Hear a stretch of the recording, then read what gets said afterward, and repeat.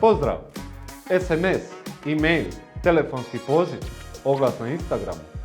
Što uopće upotrijebiti kada želimo privući kupce? Dostupno nam je jako puno komunikacijskih kanala koji zaokupljaju pozornost kupaca. Da mi, kao marketinški stručnjaci, nemamo izbora nego preusmjeriti svoje poruke na one kanale na koje su naši kupci usredotočeni.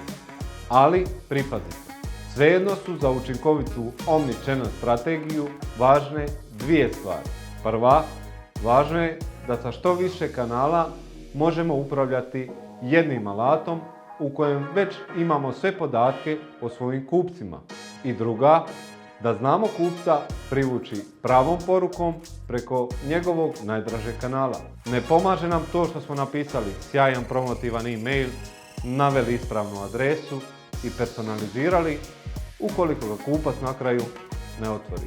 Iz razloga jer e-mail koristi isključivo za registraciju na online uslugu.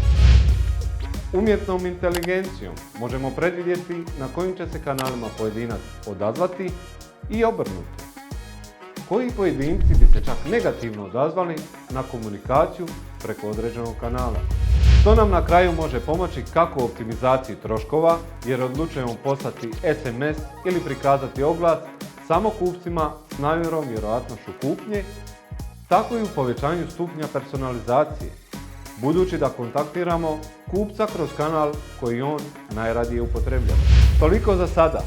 Sljedeći put pozabavit ćemo se sniženjima. Pozdrav!